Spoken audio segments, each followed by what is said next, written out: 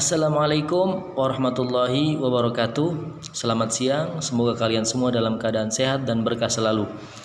Pada kali ini saya akan menyampaikan materi pembelajaran tentang interaksi antar negara-negara ASEAN. Sebelumnya saya akan menyampaikan tujuan pembelajaran ini, yakni untuk menambah pengetahuan dan wawasan kalian mengenai interaksi antar negara-negara ASEAN, kerjasamanya, dan juga upaya untuk meningkatkan kerjasama tersebut dan agar tercipta kerjasama yang baik antar negara-negara ASEAN. Baiklah, kali ini saya akan menyebutkan subtema tentang interaksi antar negara ASEAN. Yang akan dibahas pada kali ini adalah penjelasan pengertian interaksi antar negara-negara ASEAN. Kemudian kita akan bahas faktor pendorong dan penghambat kerjasama antar negara-negara ASEAN. Kemudian bentuk kerjasama ASEAN, apa saja bentuk-bentuknya. Kemudian pengaruh kerjasama terhadap kehidupan di ASEAN. Dan yang terakhir, upaya-upaya meningkatkan kerjasama antar negara ASEAN. Baik, sedikit saya menjelaskan. Interaksi antar negara-negara ASEAN adalah kerjasama antara negara di kawasan Asia Tenggara dalam bidang sosial, ekonomi, politik, pendidikan, dan bidang lainnya. Kemudian faktor pendorong dan penghambat kerjasama. Yang pertama, faktor pendorong terjadinya kerjasama antara negara-negara ASEAN antara lain adanya kesamaan dan perbedaan sumber daya alam dan kondisi geografis. Yang kedua, faktor penghambat kerjasama antar negara ASEAN adalah perbedaan ideologi, adanya konflik dan perangan, dan juga kebijakan protektif dan perbedaan kepentingan. Apa itu kebijakan protektif? Yaitu kebijakan yang membatasi suatu negara agar terlindungi dari gangguan-gangguan dari negara yang lainnya.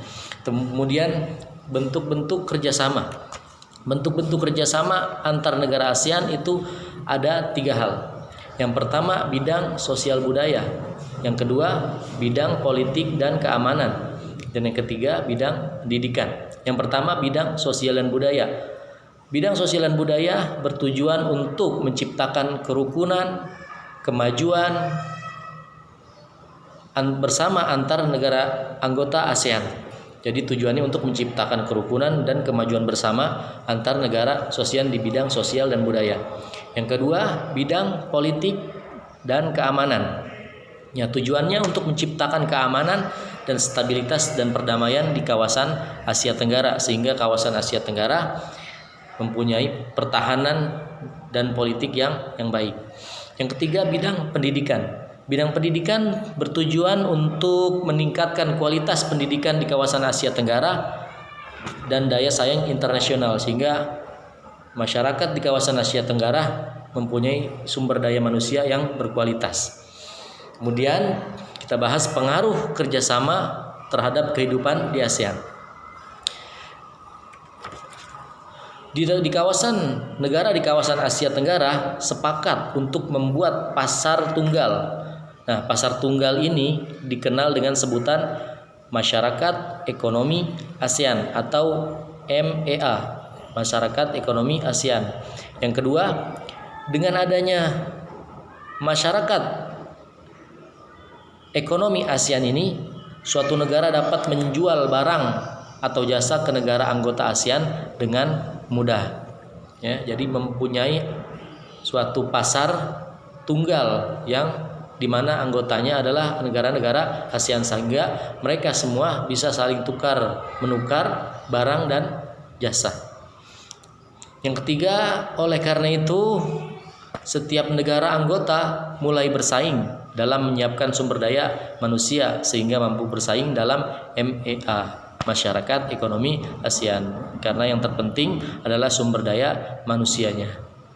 Nah, kemudian yang terakhir adalah upaya-upaya untuk meningkatkan kerjasama antar negara ASEAN. Nah, upaya-upaya untuk meningkatkan kerjasama antar negara ASEAN ada empat hal. Yang pertama, terdapat 3 pilar dalam kerjasama antar anggota negara ASEAN. Nah, ketiga pilar tersebut adalah kerjasama politik, keamanan, ekonomi, dan sosial, dan juga pendidikan yang tadi sudah kita bahas. Nah, jadi yang ketiga guna meningkatkan kerjasama antar negara anggota ASEAN diperlukan dorongan dari semua anggota ASEAN. Jadi selain mempunyai 3 pilar, yaitu politik keamanan, sosial budaya, dan juga pendidikan, mereka ini meningkatkan juga kerjasama dengan saling mendorong atau memberikan motivasi agar masing-masing negara anggota ASEAN dapat menjadi negara yang maju. Kemudian yang terakhir tentunya untuk upaya untuk meningkatkan kerjasama tersebut adalah kekompakan, ya, kemudian konsistensi, keterbukaan, persatuan, dan kesetiakawanan sosial. Jadi kekompakan, konsistensi, keterbukaan, persatuan, dan kesetiakawanan sosial.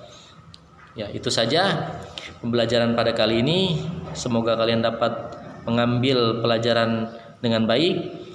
Setelah ini kita akan memberikan tugas, dan sampai jumpa pada pertemuan yang selanjutnya. Wassalamualaikum warahmatullahi wabarakatuh.